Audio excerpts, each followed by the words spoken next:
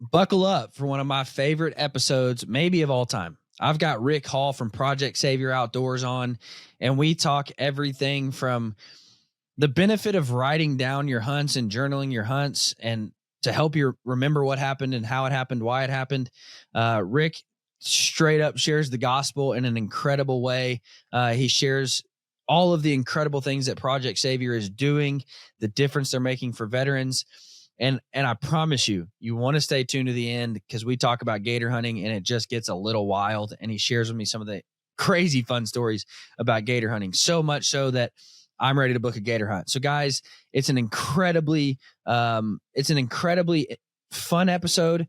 But I would also encourage you to just listen up to the freedom that can be found not only in Christ. That's where the ultimate freedom is found. That's where unconditional love is found. But we also talk about the freedom in the outdoors and just finding purpose and giving purpose to people who have lost that purpose. And it's an incredibly inspirational episode. It's an incredibly fun episode. Rick is an incredible guy. Project Savior is doing some crazy cool stuff. So I would highly encourage you to stay tuned in for this entire episode. But guys, thank you so much for listening. As always, this episode is brought to you by our good friends over at ScentLock.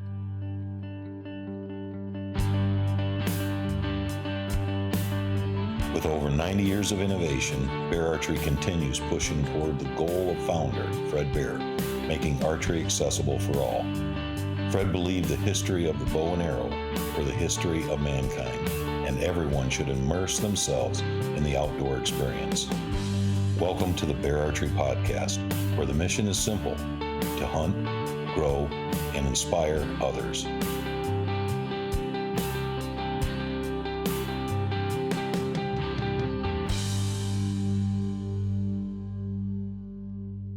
Guys, I don't need to tell you about the Blazer Vane. You're probably familiar with the Blazer Vane, and you're probably familiar with boning. Boning has been around forever. It's a name you can trust. They sell products you can trust. They have everything that you need to build your own arrows. All of the jigs to fletch your own arrows, all of the vanes, all of the wraps, the countless, numerous types of vanes and wraps to build any kind of configuration you want. They also have some really cool Fredbear branded products with their Fredbear camo wraps and their Fredbear flannel wraps. Something that's really cool about that Fredbear flannel, that's actually a photo that was taken of one of Fredbear's flannel famous shirts, you know, the red and gray and black that he always wore. That's actually a photo taken of his personal shirt and put on a wrap. It looks really cool, especially on some traditional arrows. But my very favorite configuration, and this is coming from an arrow junkie that's tried out all different kind of vanes and all different kind of configurations, I have found that this configuration stabilizes pretty much every arrow. It's whisper quiet. They fly fantastic. The 3-inch Bronco vane in a 4 fletch absolutely flies like a dart, whether you're shooting mechanicals or big fixed. This is going to be a fletching configuration that will work. Again, whisper quiet, long range accuracy. I love this configuration. This is on every single one of my compound arrows. They just work. Guys, I would highly encourage you to check out boning, not just for the Blazer vane, but for the Heat vane, for the Broncos, for the X vanes. Everything that you need to build your own arrows is right there on Boning's website. They've been around for ages, and I promise you, if you order from them, you're going to get products that you can trust. All right, Rick. First off, man, anybody that jumps onto the podcast wearing a Fred Bear dope shirt, dude, we can get along. I love it. Yeah, man. You actually just caught me coming back from the gym. So this is like my favorite workout shirt. I like to sport my passion on my sleeveless, if that works. No, for sure, man. Me too. I just got out of the gym and I was still like covered in sweat, and I come inside and I was like, I gotta go get on a podcast. And I said, you look terrible. I said, I'm going to dry off. So here we are. But no, man, give us an introduction to yourself, man. Kind of everything you do. Yeah, man. Rick Hall, living in Jacksonville, Florida currently, but originally from small town, Central Alabama. Been an outdoorsman my entire life. Really got into hunting as a young kid with my dad, starting with dove hunting, bass fishing. Killed my first deer at 11 with my granddad's 30-30. Picked up a bow shortly after that, and man, killed my first bow archery deer at, I think it was 15 or 16. And I have been addicted to it ever since. Now I'm as I'm getting older, I just recently turned 40. So as you get older, some of that priorities of life kind of get your way. Don't get to hunt as much anymore, but I love everything I'm involved in, man. I got a 17th wedding anniversary coming up next month. A 13-year-old girl that's getting ready to finish her 7th grade year of school. And then on top of that, man, I'm still as involved as I can be in the outdoors too, right? I'm in the gaps I have between my normal job and coaching my daughter and her travel softball team. I like to. I'm part of an organization called Project Save Your Outdoors, and our mission is to fight veteran PTSD and suicide by connecting veterans with the outdoors and pointing them to true freedom that only comes through a relationship with Jesus Christ, man. And that's one of my biggest passions. I've been host of my own podcast for about 3 years as well, Southern Game and Tackle.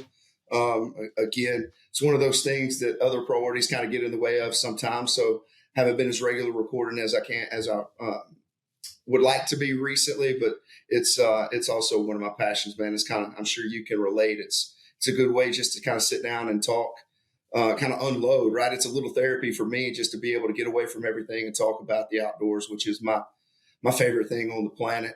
And kind of the last thing I do in the outdoors, a new venture I've just started recently is, and it's been, a 30-year dream of mine, but I've actually started writing some articles about hunting on the Southeast Whitetail website for Mark Haslam there, and loving it. My third article actually just came out yesterday, and really enjoying getting to just kind of put my thoughts to paper and man, actually learn. You think you're sharing something with somebody else, and you wind up learning as you're writing your own thoughts out. And that's been a lot of fun. Something I'm looking forward to getting involved with and seeing grow from here too.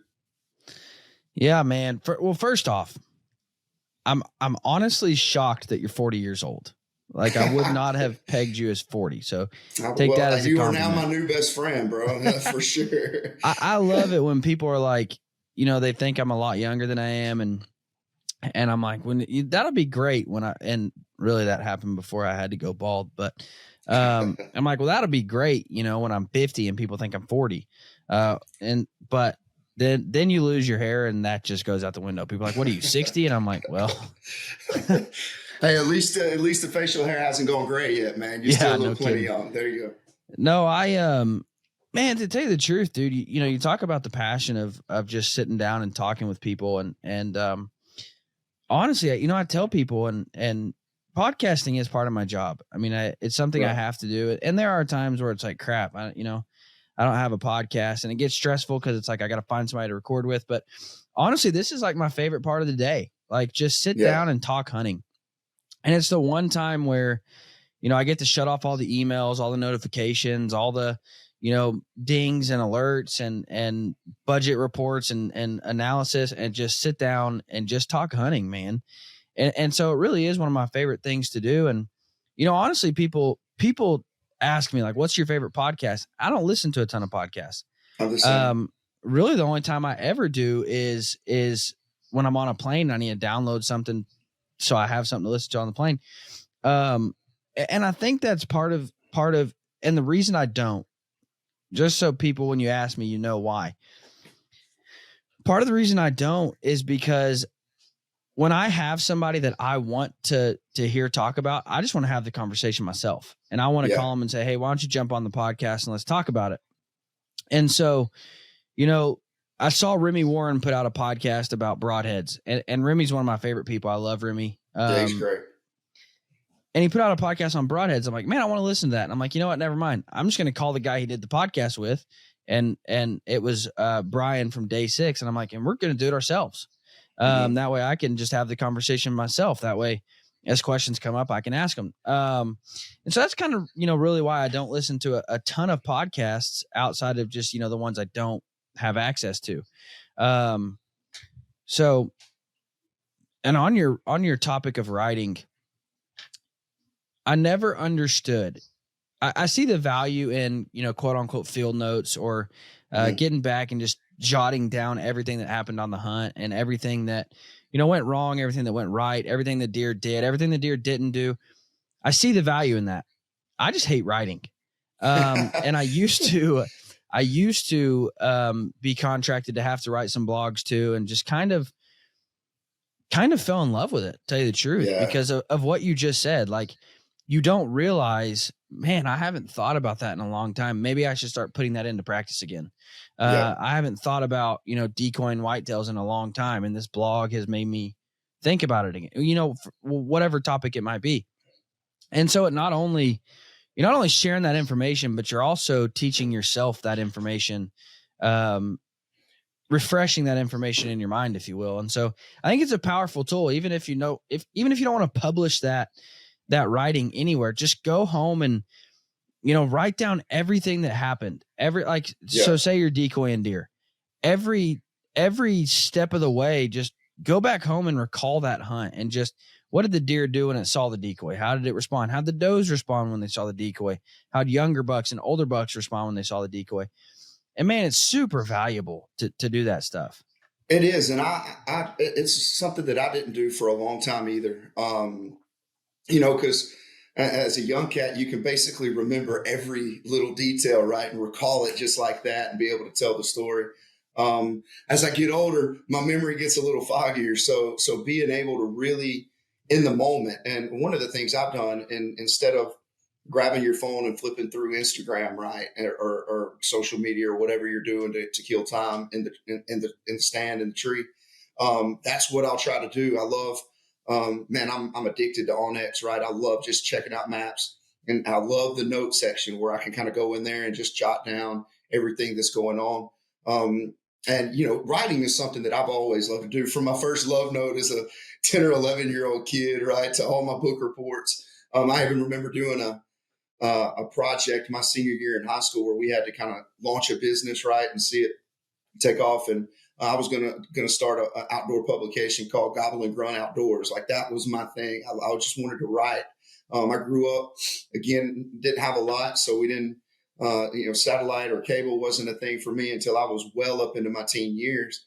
So I spent a lot of time reading magazines, Field and Stream, Buckmaster, Eastman's Hunting Journal, North American Whitetail. Like, those things would just crumble in my room because of how many times I had to flip the pages. And, I got away from it for a long time, and I went through some pretty crazy life things back in 2022 now. Man, the years go by so fast. But actually, I went through a career change. And so I had some unexpected time to myself. And right at the same time, I tore my bicep, right? And so I'm recovering from a surgery. And as crazy as it sounds, like, I read during that kind of first phases of the surgery recovery, I read the Cam Hanes book, Endure. And, I know Cam's story, and certainly, being a fitness guy and a hunting guy, like, I follow him and think he's a beast. But that book really, he kind of started shedding light on how he got his start, right? Writing for small publications and just chasing that dream. I'm like, man, that used to be your dream. Why don't you start that again? And like you said, I just started writing. I took an idea and had no intention of ever, or didn't know if anybody would ever read it outside of myself. But I started putting it together. I let my wife read it, some friends read it, and they're like, this is pretty good, man. And so I kind of not shopped it around, but I introduced it to one publication, and they wanted me to change it up really big. It's actually the first thing that I'm working on. It's called private land from the public perspective, right? Taking things I've learned from public land hunting and how to implement them into a private land scenario. And it's a 6-part series. Well, this first publication wanted me to shrink it down. And I'm like, man, that's not my vision. It'll take away from what I think is the best part of it. And so I sat on it for a long time, and finally, Mark at Southeast Whitetail was able to get in touch with him and kind of run some ideas by him. And he loved it. It's let me kind of have writer's freedom, if you will, and kind of produce it the way I want to. And it's been great. You get into it and you've got an idea, like you said, you just start hashing those things out on paper, and you're like, yeah, I believe this, but have I really been doing it? Have I really put the the emphasis on accessing a place, right, the right way, or, being able to adapt to pressure as I see it. Am I really doing it, or am I just kind of going through the motions and, because I think I know it? So it's been really good. Um, I'm enjoying it, and I just hope I don't run out of ideas to write about. Yeah, no kidding, man. And that's what, sometimes people are like, how do you continue to find stuff to talk about on a podcast? I'm like, shit, it's literally what I love to do. I mean, it's what I'm passionate about. It's what, sometimes we're just telling fun, stupid stories about hunting and, other times then, we have a specific topic. Like, we jumped on here and you said, I don't know what direction you're ready to go, but let's do it. And I said, honestly, I don't know either. And I never would have guessed we would be talking about the power and writing stuff down. But, another thing is when it comes to writing, you look back and you can look back on your notes and you can say, all right, well, on December 14th, this happened last year. So maybe, and things start to line up. And I can look back and every year, the last 5 years, I just went back and looked, the last 5 years, the same week, the same 7 days, I've killed my buck in Kansas.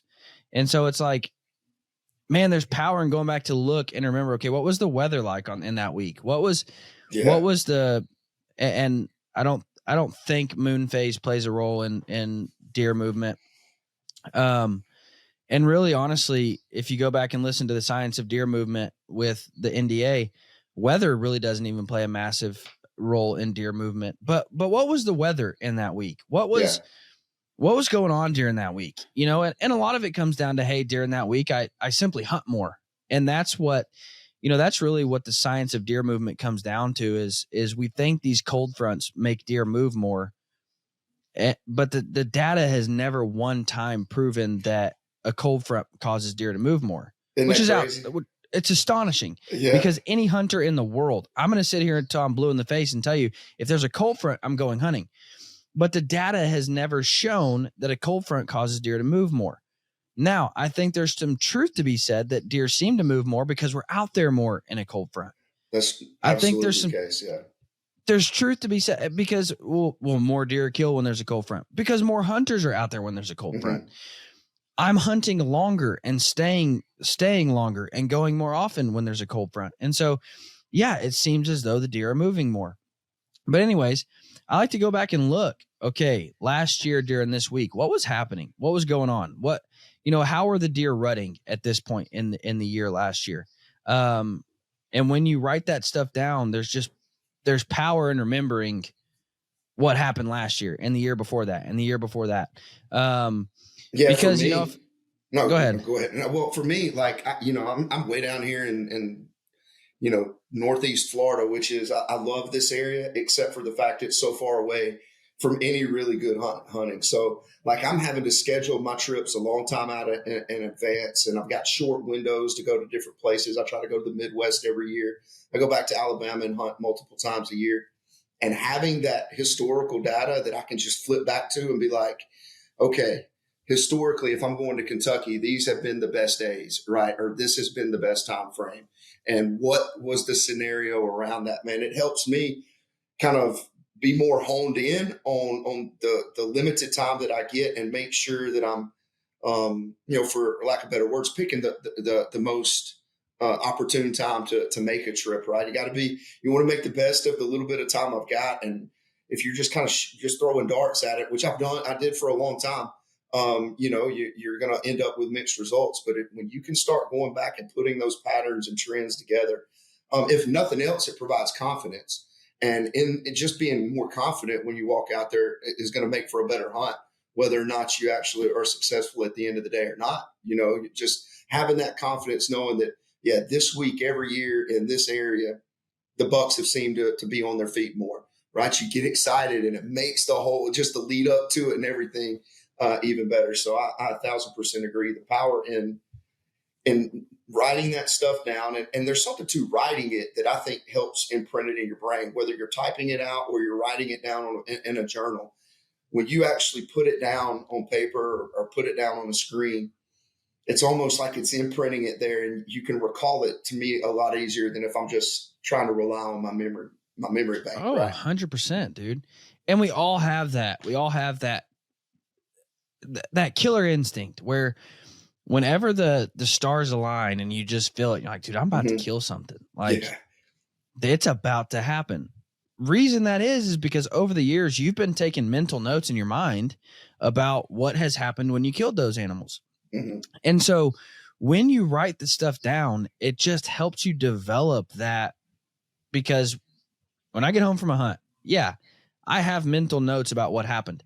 But when I get home and I write it all out, and this is something I need to get better about, honestly, but when I get home and I write it all out, it's strengthening that mental note, and it's going to further that instinct. It's going to strengthen that instinct of when I'm in the field and things start to happen and things start to come together, and I hear a certain noise, or I feel a certain breeze, or because there's that time where it just happens and you're like, dude, there's about to be a deer. And if you're hunting with somebody else, you're like, we're about to kill something, and they're like, what do you mean? What? And you're like, I promise, we're about to see deer. We're about to kill something. Because you've just made those mental notes. But when you take those mental notes and you write them out and you develop that story, it's just going to strengthen that mental note. And so I just want to encourage people, go out and hunt, enjoy the outdoors, learn from it, and then repeat what has worked in the past. And further what has worked in the past. And so that would be my encouragement to you. And I actually, I just made a new agreement to start writing some more blogs, and I'm excited to get back to that. To just kind of further the learning process, not only for myself, but to share those ideas and those stories with other people. And so, because what happens is when I read a blog that somebody wrote about cold fronts or decoys or whatever, I'm like, oh yeah, that's true. I haven't thought about that in a while. Or man, I've never considered that. I wonder if that really works. And then you do it and you're like, holy crap, it worked. And so, I remember one time it changed the way I decoyed forever. And it talked about, how to set up your decoy to get the bucks to come in the way you want. And the guy was writing about the weak side, coming in on the weak side. And so he's like, if you take one of your antlers off and put that towards you, the deer's going to come in on that deer's weak side. Just like, I mean, if I'm going to fight anybody, I'm going to go to their weak spots. Right. If I got a dude that has a bum knee, I'm going to kick him in the stinking knee if I need to fight somebody. So the same is true with that deer. I mean, if he sees another buck and he's like, well, he's got a weak side, he's going to come around to that weak side and give you a better shot. And I'm like, I've never thought about that before. So I start popping one of the antlers off, and sure enough, dude, the deer comes that side every time. And so there's power in learning. There's power in repeating what you've learned in the past. So yeah, there's our kind of rant on writing, I guess. I honestly, I haven't talked about writing ever, maybe, but I guess we have now. If Fred Bear, if one of the most successful hunters of all time was big on field notes and writing down and journaling his hunt, why in the world wouldn't I want to? Right. That's all I got to say about that. Absolutely. So, man, talk to us about Project Savior. I'm excited to hear more about that and kind of what you guys have been doing. It's no surprise if you've listened to the podcast, you guys know that, I'm a Bible believing Christian, and my faith is very important to me. And anybody that ties that faith together with hunting and recovery for veterans and giving them hope, I mean, it's incredible. And so talk to me more about that organization, what you guys do and what you guys have seen done. Yeah, for sure, man. It has been incredible in the short time that we've been going. We launched the beginning of 2023. One of my best friends here in Jacksonville, his name is Mike Dragich, better known as Blue Collar Brawler online. He's actually been a little phenomenon recently. He's an alligator trapper here in Jacksonville, and a couple of his nuisance calls the videos have gone viral. He was on Fox News recently and a couple other big outlets, but ultimately he's an incredible dude, a former Marine. And, he had it laid on his heart a couple of years ago to really start doing something to help his brother veterans and active duty, soldiers. He had you can see all this on our website, projectsavioroutdoors.org. But he had a good, a guy that he served with, call him one night, literally gun to head. And Mike didn't know what to do. So he just prayed with him until he calmed down, until the right people got there to make sure he was going to stay safe. And from that point forward, Mike was trying to figure out, what can I do? And, Mike's a big outdoorsman. And so, he said that God kind of gave him this vision to use the outdoors and use his passion for Christ, right, to help get out in front of PTSD and veteran suicide. Mike had 15 of the people he served with have committed suicide since 2015. So it's really, really close to his heart and impacts him in a big way. And so, being good friends and hunting buddies, he asked me to kind of help him get a kick started. And I didn't serve myself, so it's an incredible honor and just one of the most humbling things in my life to be involved in the organization. But, again, our mission statement is, we're going to fight PTSD and veteran suicide by connecting veterans through the great outdoors and point them to true freedom in Jesus. And that's exactly what we try to do, man. We've got access to some really cool outdoor opportunities, from gator hunts down south to an incredible ranch out in Texas and different spots, different things in between. And, we've had a number of guys reach out through our website where either a family member can nominate a veteran or active duty soldier to be part of the program, or, somebody can reach out themselves and kind of share their story, what they're struggling with. And, our goal is to get right back in touch with you as quickly as we can and figure out next steps from there, right? It might be that we need to get you outdoors and just disconnected from everything else, right? And get you in that environment where you can kind of just be free. And then we go to you, we take you to a trip, and we get to know you, get to know your story, share our stories, and then just share what God has done to us and through us. And hope that, and pray, right, that they kind of see the light through the activities. I mean, man, as a Christian outdoorsman, there are few places, at least in my walk, where I feel as close to God as when I'm outside, when I'm in the outdoors. And I think when you can take a guy or take a person, regardless of their story, everybody's struggling with something, and you can put them in that environment. Show them that you care, right? And that there is hope. Man, what a better place to kind of let yourself be free than the outdoors. And it's been incredible, man. We've had a ton of support. We've got several big brands that have really stepped up and helped us. From Vortex, Bear's been a great supporter of what we've done to this point. I'm going to forget Morel Targets. Like, we've got a bunch of people that have really helped to the cause.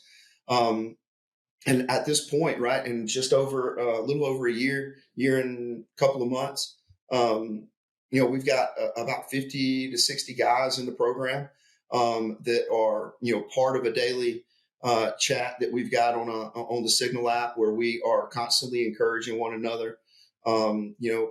Prayer requests are coming out, and people are actively praying for you on there. We've seen a number of these guys go directly, like, from dark to light. It is incredible to see the change just fall off of them when they get around like-minded men, when they get around guys that have seen the same things that they've seen.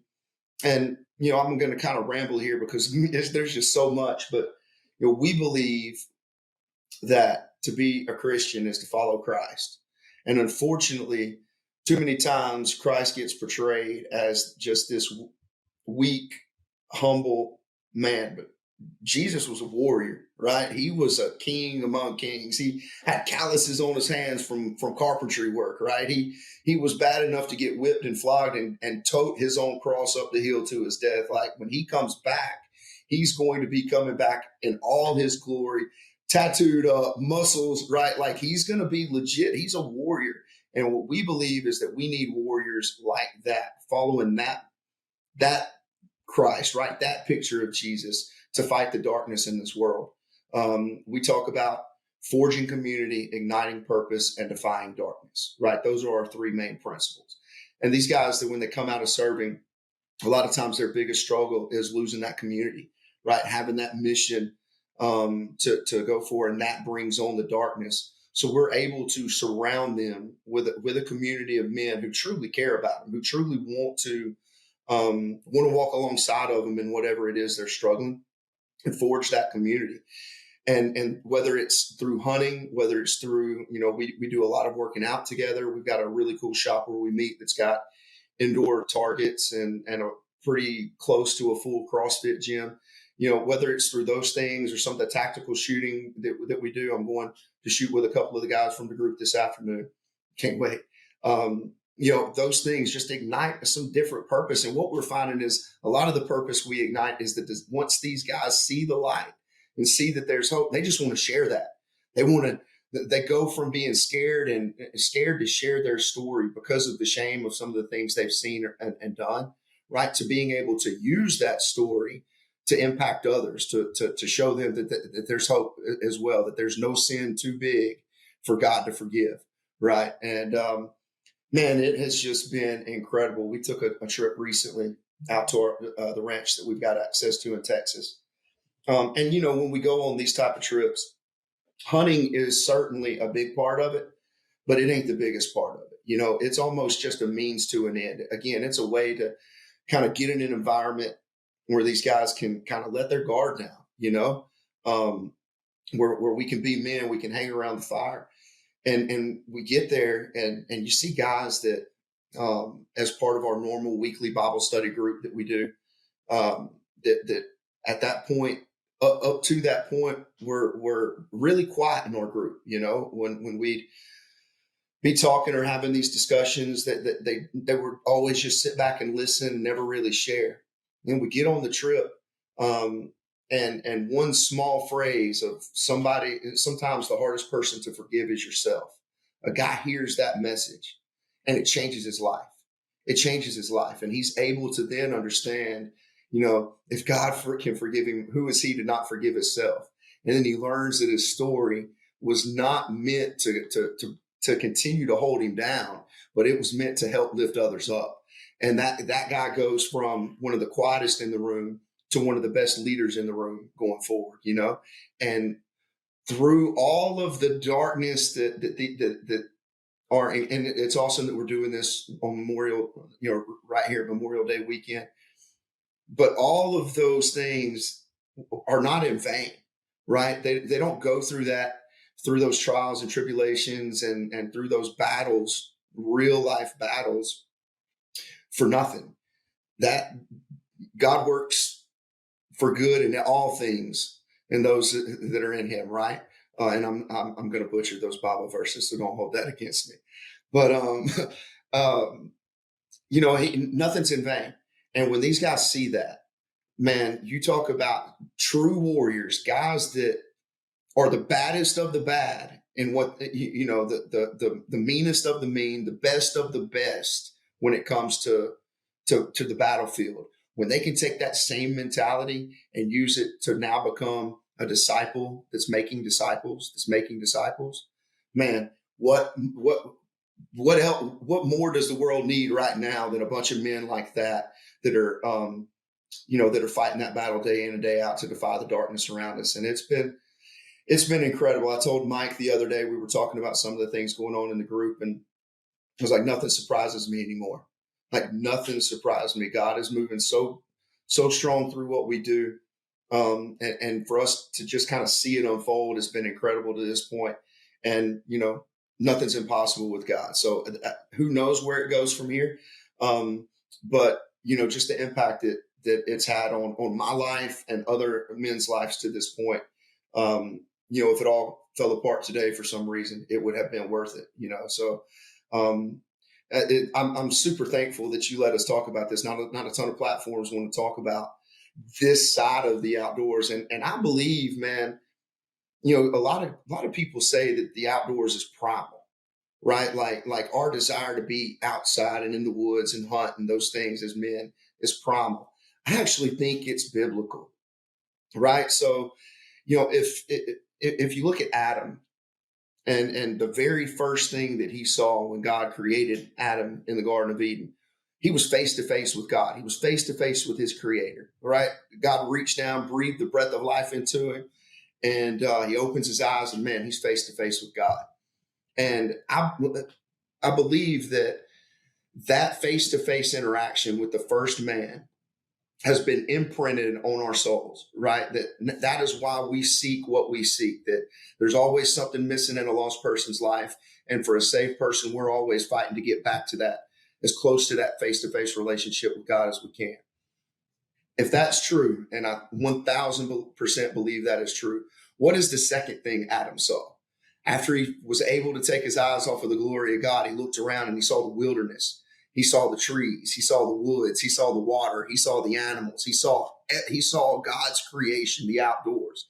And so I believe just as probably not quite as strong, obviously not quite as strong as the desire to be face to face with our Creator is imprinted on our soul, the desire to be in his creation has been imprinted on our soul. And I find it very hard to talk to somebody who doesn't have a relationship with Jesus and enjoys the outdoors. How much more could they enjoy it if they were able to enjoy the person and God who created it, right? So being able to tie all of that together and using that message to help fight what is a dark thing in PTSD and veteran suicide has been really, I think, the purpose of my life. I mean, as you know, deep and crazy as that sounds, like I believe God has led me to this point in life and given me the passions that I have to be part of this group and this mission. And man, just again, so excited to see where it goes. Honestly, man, I don't even know where to go other than give an altar call, I guess. I mean, you just straight shared the gospel, my friend. No, a lot of what you said is so incredibly true, dude. And that's what, well, first off, so many people, and you talked about the person of who Jesus was. So many people mistake Jesus' meekness for weakness. Right. Jesus was not weak. No. He was meek. He was mild. He was gentle. He was kind. But that doesn't mean he was a weak person. Right. And I think that's important to note. But going back to what you said, there's freedom in, well, first off, the ultimate freedom, the only freedom that you can truly find is in Christ and Christ alone. However, there is freedom in the outdoors. There's freedom in getting out and just being in creation. There's freedom from stress and anxiety and the busyness and hustle and bustle of life. But it also gives people purpose.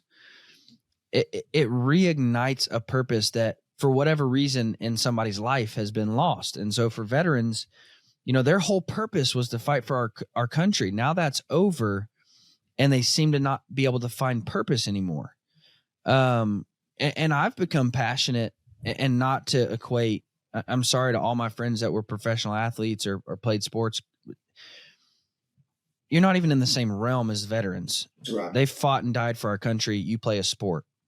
However, I have still found passion in getting athletes in the outdoors because they've spent their entire life, all they've ever known is this sport. And then it's over and they have nothing. Yeah. And then it's over and they're sit to wonder, is there anything left for me in this life? Do I have any more purpose? And they struggle to find, what do I do now? Because since I was a kid, you know, I had 2-a-days in high school. I busted my butt in college, and then my career was on the field, and they struggle to find that purpose. And so I have found I love getting athletes or you know, famous singers or whatever in the outdoors, because they realize, okay, there's more to this life than just sports. There's more to this life than just what's out there on that field. Because it's incredible, man, the suicide rate in people with that type of career who have dedicated everything to that, and then they retire at 35. Right. The suicide rate is crazy. Yeah. Because they don't have a purpose anymore. Everything they've ever known has been tied up in that identity. And now they don't have an identity. They don't have a purpose. And so they find freedom in the outdoors. And I have found with veterans, you take it a step further and you say hunting is good for veterans. I have found that even you take it a step further. I think bow hunting is even more of a freedom for veterans. Agreed. Because believe it or not, man, there are veterans out there, and you know this, but some people don't ever consider this. There are veterans out there that don't want to hold a gun. Yes. Because last time I held a gun, I was killing people. Yeah. I don't want to hold a gun. I don't like the noise of guns going off because it's PTSD, man. It brings back all that stuff. We like to shoot off fireworks on 4th of July and celebrate our veterans. There are so many veterans that don't want to shoot off fireworks because I don't like big bangs going off. That brings back too much stuff. And so when you put a bow in somebody's hand, it's therapeutic. They find freedom from that just craziness of life. And Pope and Young, most of you guys, I mean, everybody knows I also work for Pope and Young, and we have partnered with a couple veteran organizations at some of our events, and we bring them in and we teach them how to shoot bows, and we teach them, you know, these guys are some of the greatest shots ever when it comes to a rifle, but you know, we're teaching them the mechanics of archery and how to set up a bow and how to shoot a bow and and they're like, there's another option other than big bang sticks. Right. Like, this is crazy cool. And they fully dive into it. And 2 years ago, we had our first group of veterans come in. We had Wishes for Warriors come in and they brought some veterans, and these guys got their bows, and this guy come back 2 years later and he's been on a moose hunt, like with a bow. And he's just like, dude, I don't stop. Like, this is so cool. I never hunted because I didn't like guns. I never hunted because I didn't want to shoot guns. I didn't know that this was a life, and they find freedom in that. And man, there's so much benefit in well, everything you said. And I hope that my hope is that somebody won't just fast forward through all the Christian gospel that we just shared. Because I am willing to share the gospel on here. I don't do it often because it is Bear Archery's podcast, and you know, I want to be cognizant of that fact, but I hope somebody doesn't just fast forward that, because like you said, man, the ultimate freedom is found in Christ and Christ alone. That's the only place. Yep. That's the only place I find peace. I find joy. I find happiness. I find hope. I find forgiveness and love, unconditional love. Amen. But you're right. That all ties to the outdoors. And the Bible is riddled with killing and hunting and eating. And you talked about Adam and Eve. It's funny. I preached a message one time. And again, I'm not here to preach, but I do want to share this. I preached a message one time about Adam practiced the first form of camouflage. After the fall of man, it says that Adam hid himself with leaves in the garden, and God was looking for Adam and saying, Adam, where are you? And he literally covered himself up and hid from God. It was the first form of camouflage.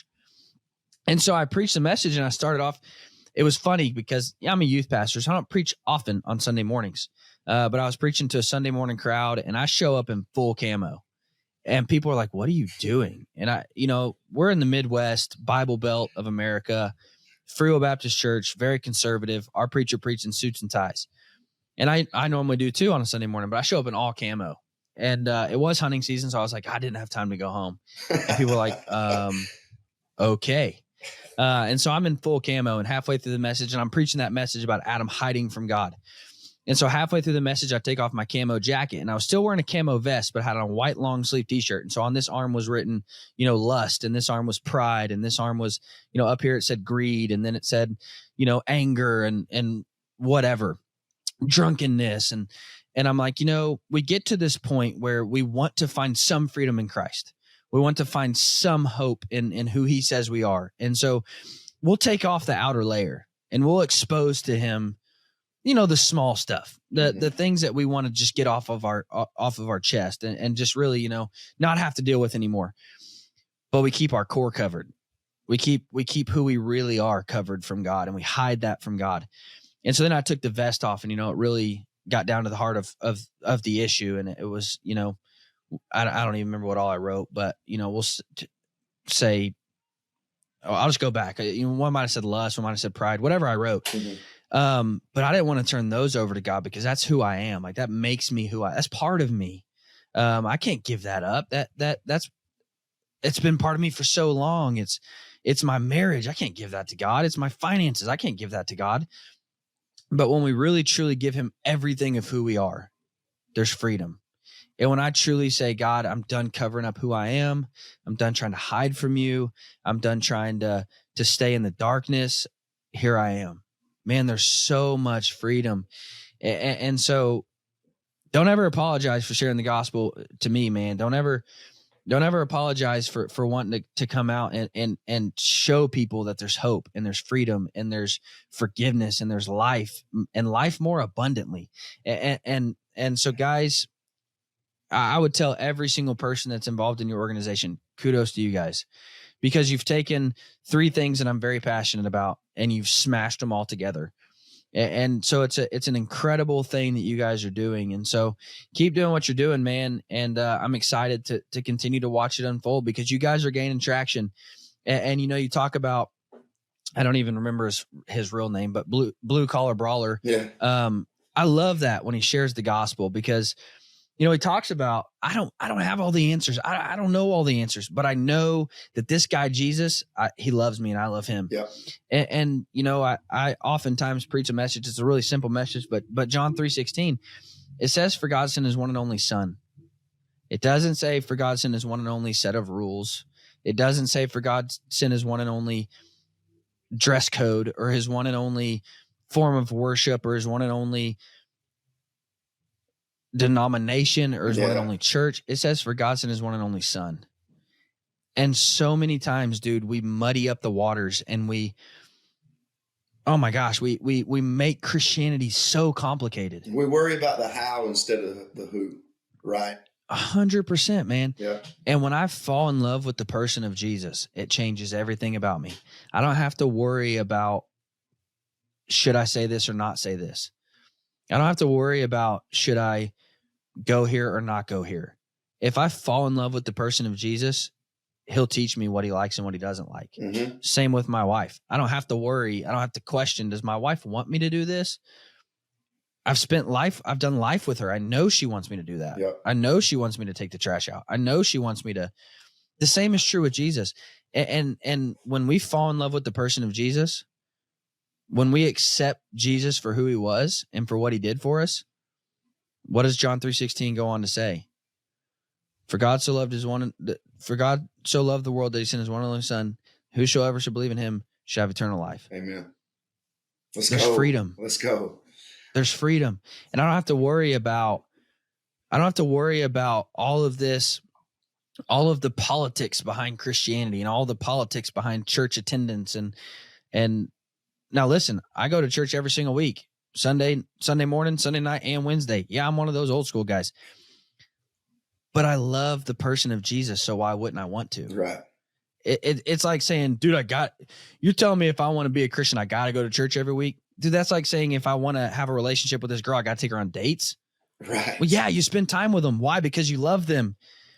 I don't have to go to church. I want to go to church because I love the person of Jesus. Yeah. I don't have to listen to only Christian music. Yeah, I'm one of those guys. I don't listen to anything other than Christian music.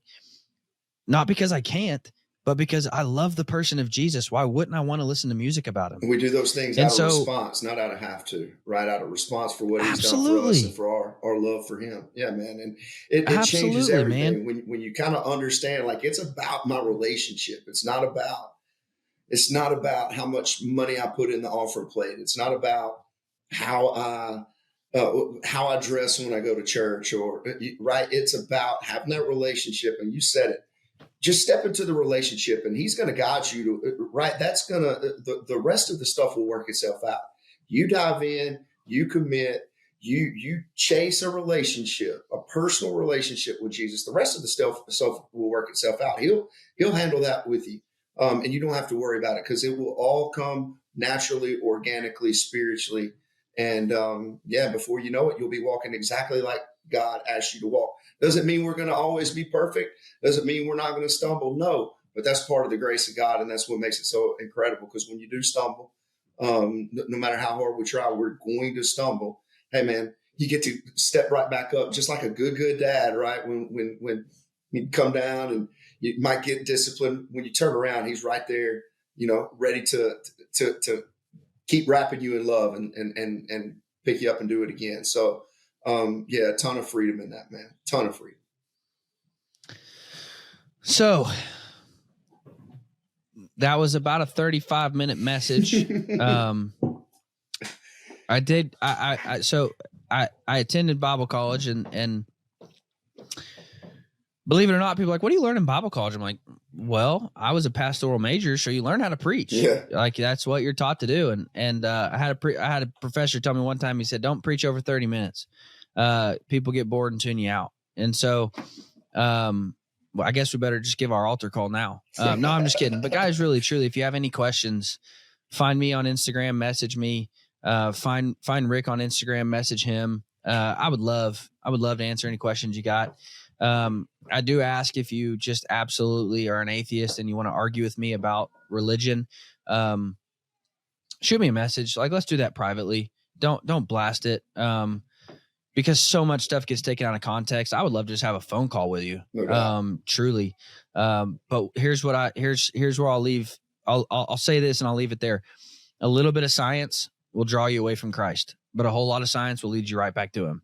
Come on. That's good. And, you know, I'm very honored to have went to a Bible college and have a minor in apologetics. And so, and again, I'm not here to just cram it down your throat, but if you want to have that conversation, I'd be more than happy. I just asked that let's do it on a phone call. That way, messages and things don't get taken out of context. So, I guess we'll leave it there, but what big hunts do you guys have planned coming up for the organization? Where are you going next? What do you got going on?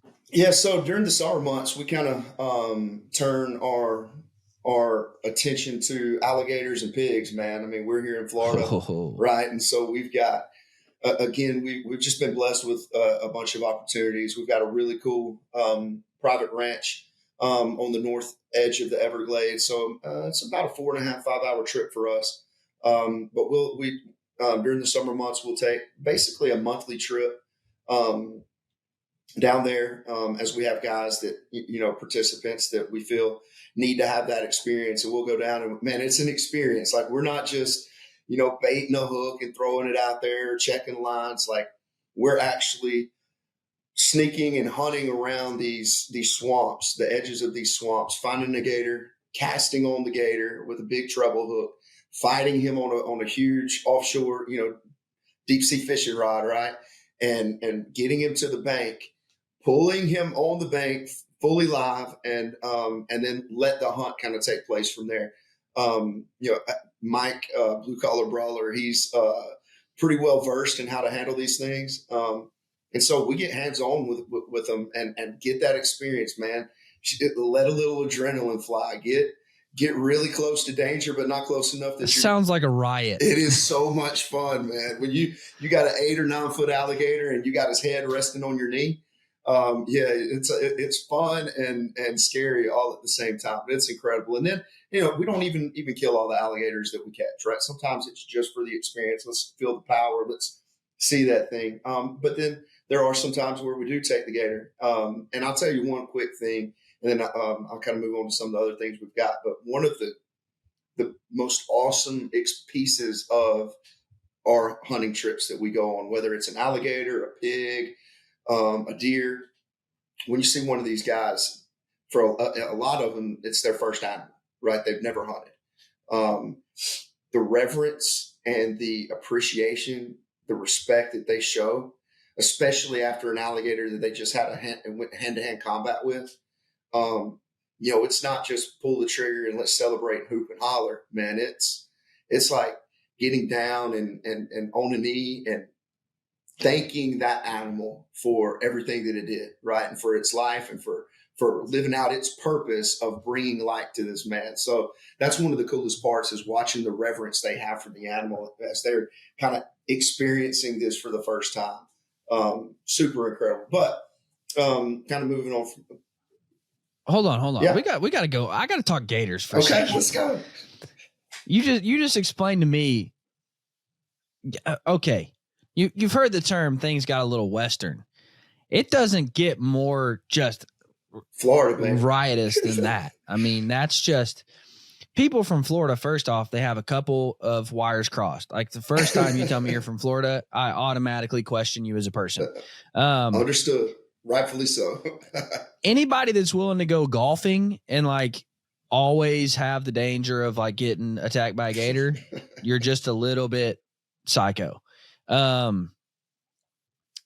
Also, I'm a Razorback fan through and through. So the Florida Gators, like, just, I hate everything about you as a person. I could go with you there as an Alabama fan, so I get it. First off, dude, and then you roll into Gainesville and there's still like billboards about Tebow, and I'm like, get over it. He's gone. Like, move on, dude. Anyway, sorry. All right, so you catch the gator. Yep. I don't even know where to start. First off, I just need to come do it. I've always wanted to gator hunt. Okay. And I was actually at the Bear Archery factory there in Gainesville not too long ago. And they were like, well, yeah, we can go kill gators right out here if we want to. Like, let's roll. And I'm like, oh, dude, my whole family's here. We're about to go to the beach. Like, my kids will kill me if I turn this into a gator hunt. So I couldn't do that. But I've always wanted to go kill gators.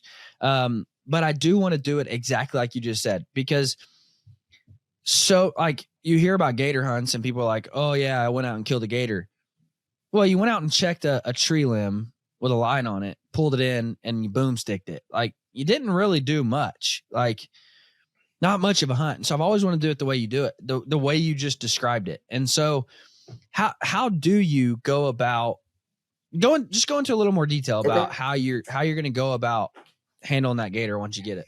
Yeah, so typically, right, and a lot of it kind of depends on where you get the hook in the gator, right? If you've got it kind of toward his front end, he's coming out of the water front first. So you're just snagging We're snagging them with a big treble hook, and 150 pounds. You're not getting them to bite that hook in any way. No bait. We're seeing it, we're casting over it and snagging that gator, and then the fight's on. So, a lot of it depends on where you got him and how big the gator is. Sometimes we might have to get a second line in him to get him up there. And if he's coming out face first, we typically will take a rope. When he gets up there close to the bank, he's going to come up, his mouth's going to be open, and we'll take a lasso basically and try to get it over his top jaw so we can then control him and get him on. Sometimes though, if you've got him hooked toward the end, toward the backside, his tail will come up first. And so then we just grab his tail and we drag him out, because as long as you're toward the very end of the tail, a gator can still whip around, right? And he can basically bite anything that's inside his body length. But once you've got him there and you're pulling him, he's actually still trying to pull away from you. He's not really trying to attack you yet. So we can get him on the bank by the tail. Yet. Keyword yet. Keyword is yet. And then we drag him up to where we've got some room, right? We don't want to be in close quarters. We want to find a little open spot off to the side, on the pond dam or the lake, the swamp, just something open where we can then just kind of, and I don't want this to sound the wrong way, but where we can have some fun with it, right? Like, I mean, we want to have a little fun. I mean, we actually took a trip a couple of weeks ago. We caught 5 in about 4 hours.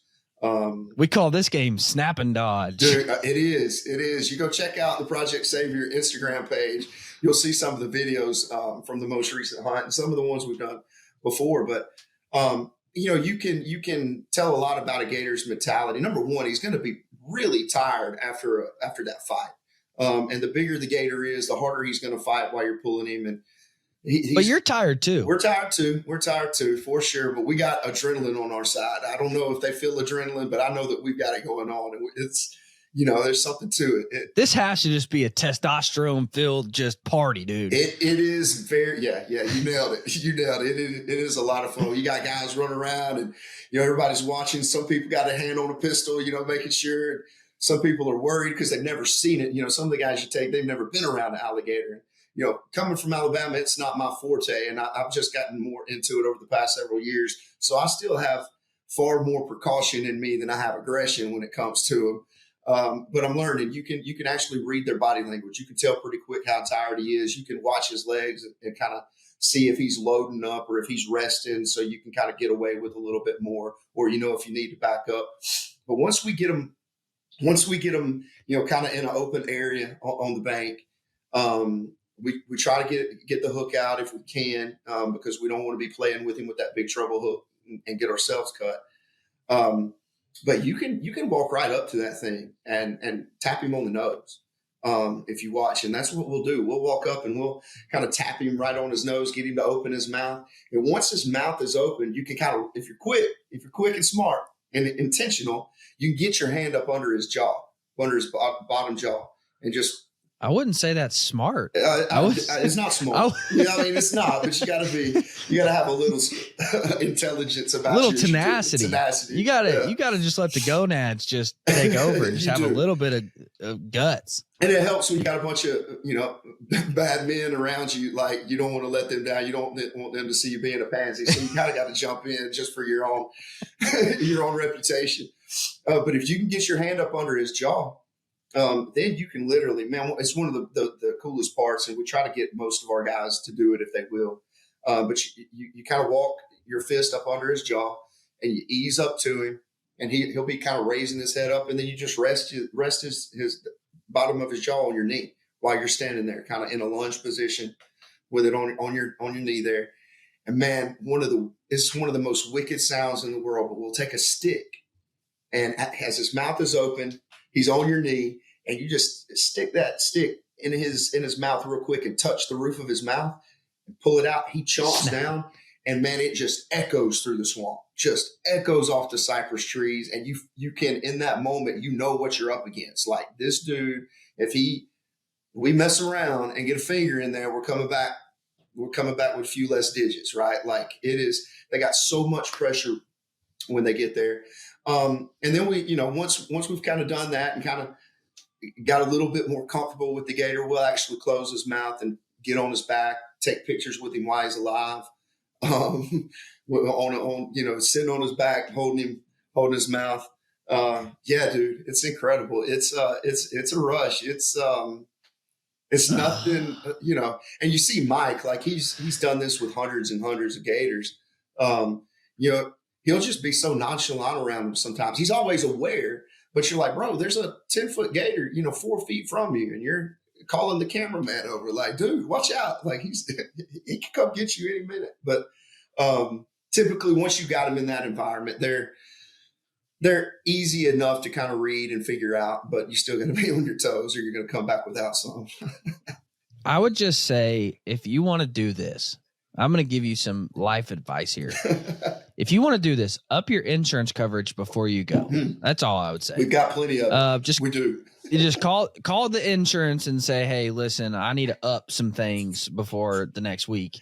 I need to increase some levels here before I go. So has anybody ever, you ever witnessed anybody like a true injury? No, we haven't. Praise God, right? Like, we have not. How? Yeah. I don't mean that negatively, but you would think at some point there's something going to go wrong here.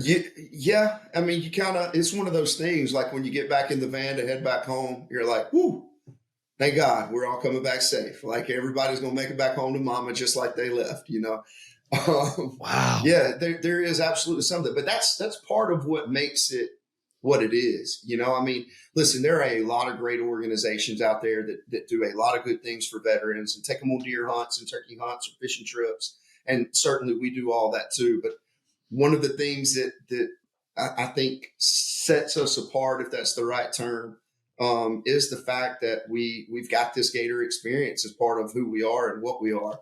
And listen, you want to get a man close to God, put him close to death, right? Like, it just is what it is, and it helps. And you see guys, honestly, again, some of the baddest of the bad, terrified of this thing when they start, and by the end of it, they've overcome their fear. They've maybe for the first time in years had an adrenaline rush that they forgot what it felt like, and it changes everything about everything just from this incredibly powerful creature. Dude, and they are strong, they are big, they are gnarly and scary, but they're super cool to interact with. This sounds incredible. Like, I need to experience. So this. One of our sayings is Florida around and find out, right? So Florida around and find out, man. Just we can make it happen. I would say that's a good statement when it comes to this. Man, dude, I need to book a trip and just come down. That sounds absolutely just insanely fun. Yeah, man. We definitely stay in touch. I know a guy. We can make it happen. Yeah, I'm there. Like, just count me in, dude. We'll do like a super cool. We'll put together something fun. We'll do a tour of the Bear Archery Factory and go out there and then come and play with gators, as you said. Play with gators during the day and thermal hunt pigs at night. Okay, now I can party with that. Yeah. Like, I'll get down with that. But that's a whole nother ball game. And you know, honestly, I don't even think it compares to gators, because you're talking about just kind of a whole nother level there. But pig hunting is so much fun. I love pig hunting. You ever done the iguanas in Florida? Like, that seems like fun too. Bro, one of the coolest experiences I've ever had. We actually took like the ultimate Florida man trip last year with several guys, and we did gators like I'm talking about one day. The next day we drove further south and we did iguanas and peacock bass fishing. So an incredible trip. And we actually got to go on the iguana hunt with a Python Cowboy. I'm not sure if you've ever seen him on social media, but he's huge in the gators and hog hunting down south. He's got a pretty big following, but dude, an incredible time. You're doing it with 25 and 30 caliber air guns, just easing through the canals and some stuff that's truly like old Florida, the mangroves and just gnarly swampish areas. And it's like a mix between squirrel hunting, dove hunting, and gator hunting. Like, it's a wild mix. You know, you're not having to be quiet. You're just enjoying each other's company. And man, we went, I guess we were on maybe a 3.5 hour trip. We killed probably 60 iguanas and could have killed 100 more. If we had wanted to. They were everywhere and a lot of fun, man. I can't wait to go back. That was one of the coolest hunting trips I've ever been on, was the iguana shoot. Yeah, that always sounds really fun to me. Like that's always appealed to me. Anytime you tell me you can go kill as many as you want, like, it doesn't matter what you're talking about. If those words come out of your mouth, sign me up. Yes. Man. Like, I'm in. Yes. It doesn't matter. Like, we could be talking roly polies, dude. If you say we're going to kill as many as your heart desires, sign me up. So I've always wanted to do that. Gator and iguanas. So we're going to put together a gator. Now, iguanas actually taste pretty good too, don't they? Yeah. I've heard that. Now, I'm not going to lie. I've not eaten one of those we killed, though. We cleaned the vast majority of them and gave them to one of the veterans that we actually took on the hunt. And from all accounts, it was actually pretty good. And I've seen a bunch of people eat it online. It's just, I haven't had the opportunity to do it yet. But I'm certainly not against it. Now, does that, and we haven't even discussed that portion of things yet. How do veterans respond to the whole big picture of the eating of the wild game? Like, how do they accept that and respond to that? Love it. Absolutely love it. Right. So, man, one of the coolest things I talked about, we've got a signal chat group on that we've got everybody involved in. And you take somebody on whether it's a gator hunt or, we've got some exotic ranches where we can kill axis deer and black buck antelope, and then obviously the whitetail. But like watching them clean their first animal, right, and then walking through the process of this is how I would cook this cut, right? This is how I would cook the back strap, or this is what I would do with the ham, or whatever that is. Like, they soak it up, and then like to see the messages come across, like, man, just cook this back strap. This is unbelievable. I can't wait to go again. Can't wait to go again. When we leave the Everglades, we come back with a cooler full of gator meat, and the guys are frying it up and trying it in a bunch of different ways. It's one of the coolest parts. And again, man, there's a ton of great organizations out there, but a lot of them are like one and done type organizations. We're going to take you on a trip. We're going to give you a cool prize pack, and kind of good luck from there. Like, we are truly trying to build community. You go hunting with us, you better be at our Bible study on Wednesday night, right? You better be part of this group. And moving forward, we want to disciple you and grow. And we want to not just introduce you to hunting. We want to teach you to how to do these things and sustain it on your own, because like you said earlier, man, once they find a way, oh man, I can bow hunt and I can do this. Like they want the whole thing. They want to continue to do it. Right.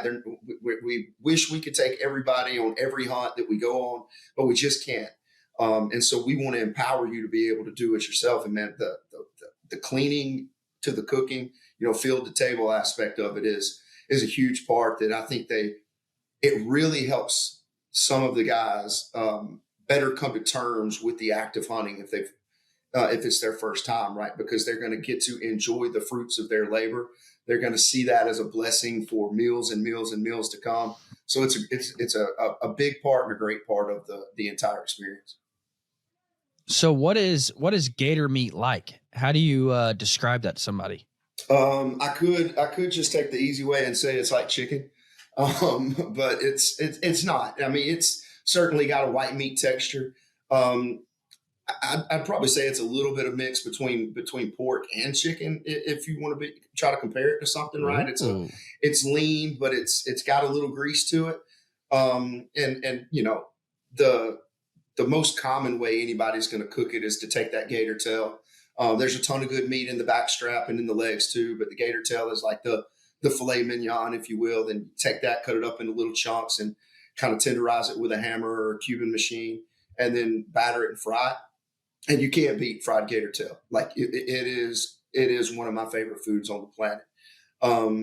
Another great way to cook it is to take it and cube it, just like I was talking about, tenderize it, wrap it, or put a little cream cheese, jalapeno pepper, wrap it in bacon, let it marinate in like a zesty Italian dressing, and then cook that joker over the grill the next day. Man, little gator poppers like that, super good. But it's a great tasting meat. I can't believe, it's something I guess I take for granted because it's in every restaurant here. Every restaurant in Florida, a lot in Alabama, and even Georgia and Mississippi, and obviously Louisiana. Every restaurant's got gator tail on the menu, and so I got kind of take that. I don't think I've ever tried it. I've definitely been to places where I've seen it on the menu. Like you said, through Alabama, through Florida, I've seen it on the menu. I just don't think that I ever tried it. I might have, but I don't remember it. But I'll tell you what I'm really excited about. We have a special on the podcast every month called Cook Wild. And I'm joined by Mike Castaneda, top 10 chef in America. Yeah. I need to bring him down to Florida and just have him throw some gator and some iguana down, dude, and just do it something crazy cool. We'll put something together, man. We'll get you guys down here. We'll get a group of veterans to go to, so you can kind of be part of that experience. And yeah, man, he's actually a veteran too, so that'll be cool. This is perfect. Yeah, we'll put something together. It'll be fun. Yeah. So guys, stay tuned because we will be putting together a gator hunt and it's going to be epic. And I am going to rip my shirt off and play with the gator because I feel like you have to do that shirtless. Shirtless or I feel sleeveless. like you got to just, yeah, you just got to be in your natural like habitat. You just got to let men be men and just go a little nuts. Float around and find out. And and just, have you put that on a t-shirt yet? It is actually in the process of, might even be cool. trademarked. So watch out. Cool. Well, don't put Florida Gators on it though, because then it's like it'd be like a gator skull. How about that? Okay, yeah. Cool.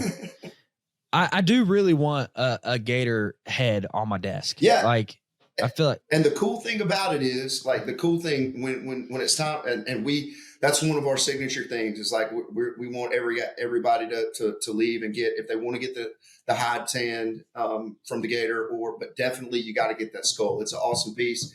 And when you come, you'll have to bring your bow, because once we get him on land, that's how you can kill him. You can harvest him. Dispatch him. Right. There you go. Good word. You